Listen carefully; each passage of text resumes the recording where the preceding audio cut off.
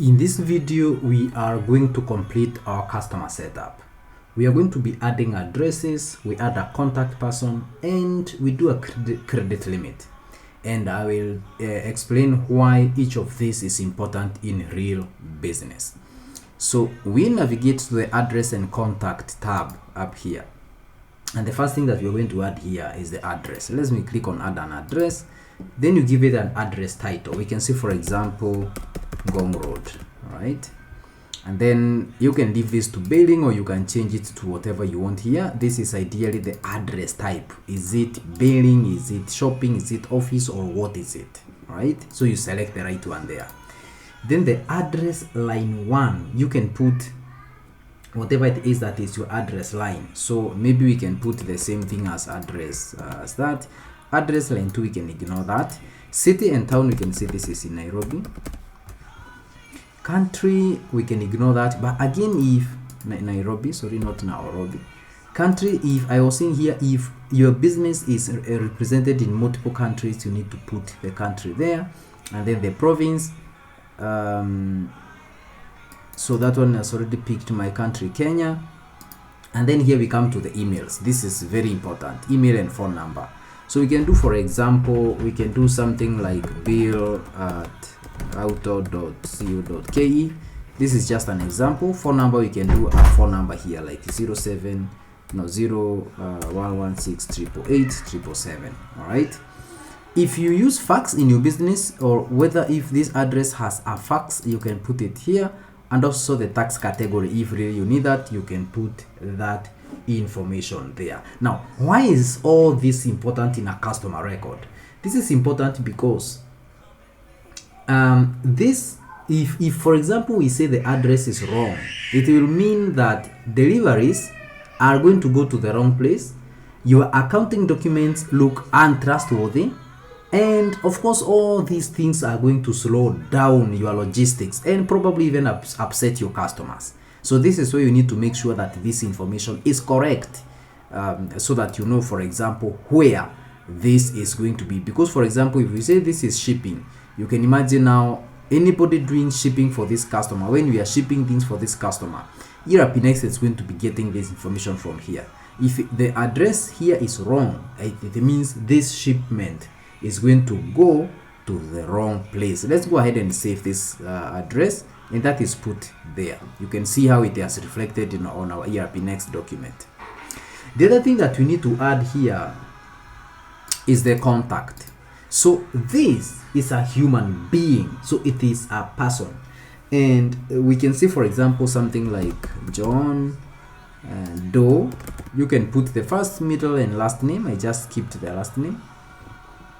User ID is just in case you want this contact to be able to log into the system, you can put them there. That's not necessary or mandatory, and it's not mandatory, not necessary. And then the address here, if you have an address for this contact, you can also select that contact there. Remember that this is, again, like I said, a person, so it is very important that you have that information.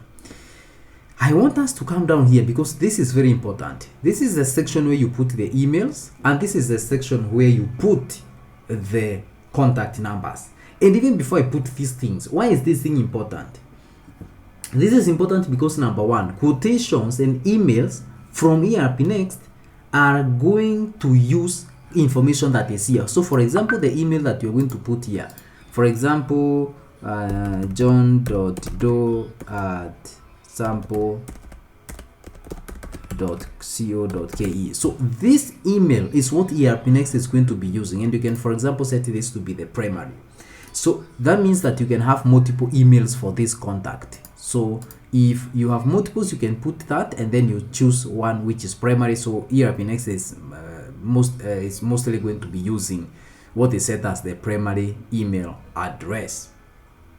All right, so everything that will need to be sent to contacts regarding that customer, remember we are still in the customer record, are going to go to this email address. So that email address needs to be correct. That's reason number one. Reason number two why this thing is important is because sales and the support teams know exactly who to reach. So this is your customer, remember. and this is your email address, and this is your mobile number. So let's say, for example, this is 0725307131.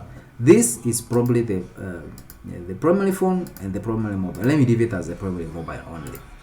Okay, so when we are here, I was explaining that your sales and support teams know exactly who to call. They are going to reduce questions like, who was our contact for this company?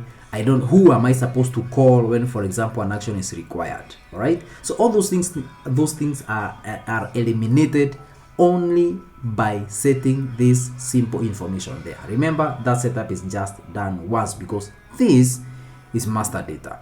So we go ahead and save this. This is our contact, and again, the contact information is going to show there. You can see that, and that is it about the contacts and addresses.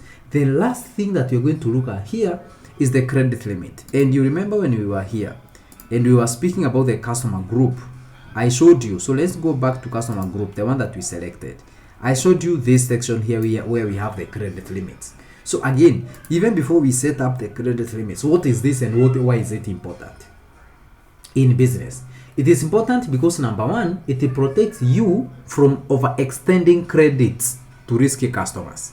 All right, that's number one. Number two, salespeople get warned when a customer is above their limit. So, for example, a customer has borrowed and they are trying to borrow something else. The system is going to keep a close eye. So the salespeople are able to be warned that this customer already has exceeded their credit limit. And this number three is that it helps you to maintain healthy cash flow and reduce bad debt. So, for example, here we can come and say this is the company. And the credit limit, for example, here, let's say something like 10,000. And let me show you something. Here you can see it says bypass credit limit check at sales order. So if you do not need this to check at the sales order, you can check this. But if you wanted to check also at the sales order level, you leave it unchecked. So this depends on you. And then you go ahead and save that. So now that having been done, our customer is now fully set up with clean master data that supports real operations, addresses for documents, contacts for communication, and the credit limits for financial discipline. In the next videos, we are going to move to the item master, which is even probably more sensitive than the customer masters.